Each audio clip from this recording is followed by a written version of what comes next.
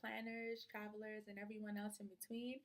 I'm Journals. Thank you so much for stopping by my channel. Today, coming to you straight from a page from my journal, I'm giving you some tips when it comes to working in a school that you really hate in South Korea. Okay, so this video is going to be broken up into two parts, and it's going to be follow-up videos to the previous videos in which I talk about reasons why you might hate working at your public school. So number one on that list was teacher dinners.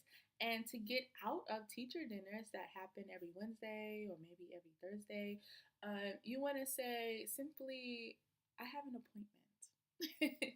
Now, when I first heard this phrase, because someone told it to me to use, um, I thought it literally meant like, I have a doctor's appointment, a dentist appointment, like a real appointment.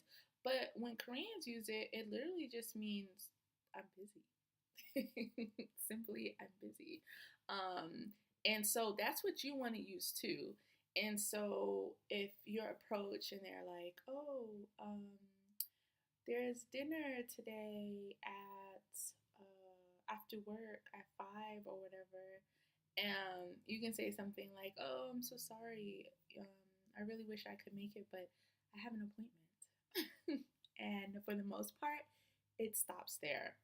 In the event that it doesn't stop there, because sometimes they want to know, like, what you gotta do. You could throw a little white lie in there. I mean, Koreans do it all the time. So you could say something like, if you really just want to go home and relax and watch a K drama, whatever it is you're into, I would say something like, I really wish I could make it, but I have Korean practice. I'm studying my Korean. That's what I would say. So that's what you would say. If you really just want to like just chill because you're sleepy, you're tired, you don't want to do nothing. I would just say something like, "Oh, I'm not feeling too well. I just have a really bad headache. I worked really hard today. I just think I need to sleep. I'm feeling sick." So you could use something like that, or you could even throw in something like, "Oh, I have to go home and call my family. With the time difference, this is the best time for us to talk from the time I get home from work, and there's really no other time for us to speak. So I have to call home. I have to speak to family."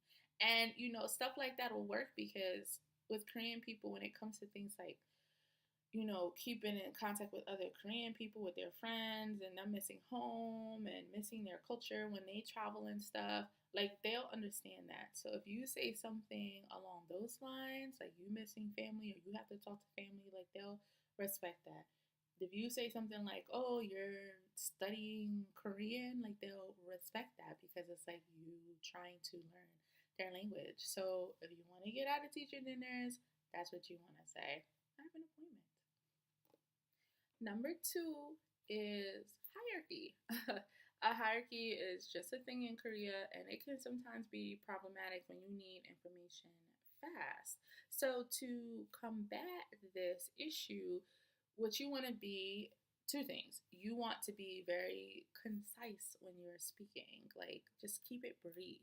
This is the issue I notice sometimes that foreigners have, like they're too wordy. Like you want to get to the point. Sometimes we think that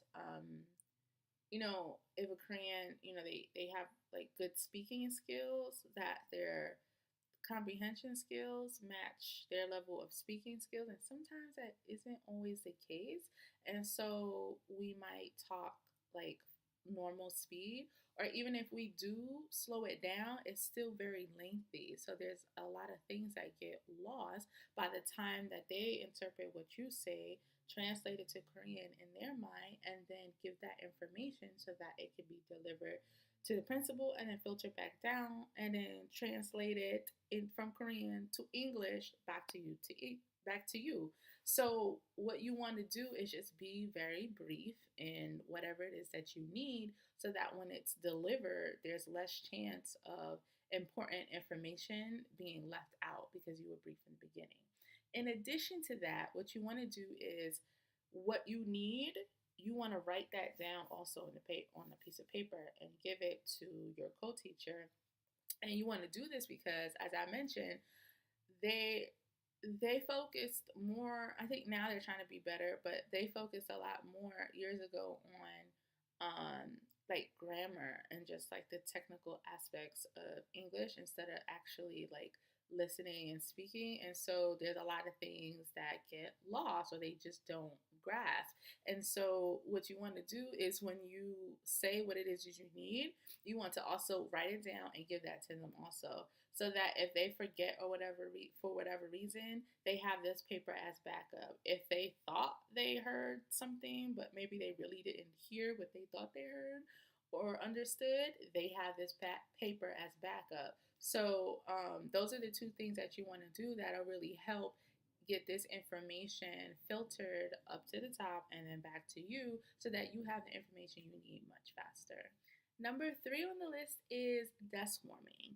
And as horrible as it sounds, you can really turn this around and make it like beneficial for you. One of the things I used to do is I used to work out. It was cold anyways. My English office was, I had my room and then it was like a little space and then there was another door. So if someone wanted to come into me, they would have to slide open the first door, slide it back, and then come through the middle and then open my door.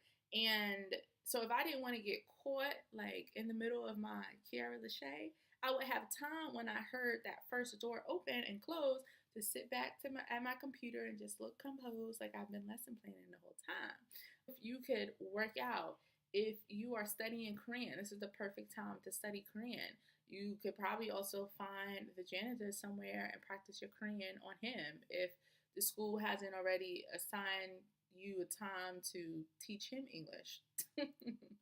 If you're taking online classes, a lot of people with the free time that they have in Korea, they take this opportunity to get another level of education or a certificate. So this is the perfect time for you to write your essays for that, to do your studying for that, whatever it is that you need to do to knock out that work. And if you don't know already, I would also get a hold of the bus schedule, not just the time they told you the bus comes, but the whole bus schedule. Because you could probably, after you dust swarm for a few days and you got the hang of like who's around the office and about where they are during certain times, you could probably leave early. So get a hold of that bus schedule. That's what I used to do, but that's a whole nother video. So you can really turn desk warming around. Number 4 is the cold. The windows are always open. It's always cold in the schools. And so to remedy this issue that you'll have with your school is you want to get yourself some heat packs. Like I still have these from the package I sent to myself from when I left Korea. Like in my reverse culture shock video, I said you want to send things to yourself. I literally practice what I preach. Like I still have things that I sent to myself a year ago. So you want to get you some heat packs, and I would just tear it open, put one in my bra, put one in my pocket, and then put one in my shoe, and then just wrap myself with a scarf. And whenever I had to go out, I was warm. Again, I worked at 2 schools. One school, the bad school, surprisingly, the heat was really good. So I didn't need these inside my English office, but when I went like in the hallways, into the other classrooms, the bathrooms, and the cafeteria, it was really cold in those places. And so I would just have to double up on clothing and then use my heat packs. And then just double up on clothing. But at my good school, the heat wasn't too strong there. So that's where the heat packs really came into play. That, in addition with wrapping myself with a scarf, just really helped the heat like stay in and keep me warm. And then I would have a mug and I would fill that with hot water and I would just hold it. And when it got cold, I would either drink it or I would chuck it and then refill it. And I would do all that to keep myself warm. I mean, you have to do what you have to do. There's really no easy way to combat this issue other than just doubling up on clothing and using your heat packs. Okay, JPT Nation, that's all I have for you today. Thank you so much for checking out my video. I hope that you enjoyed these tips on how to remedy some of the issues that you may encounter when it comes to dealing with a school that you really hate in South Korea. If there was another way you would have handled one of the issues, let us know how you would have remedied that problem. Thank you again so much for watching. See you next time. Bye.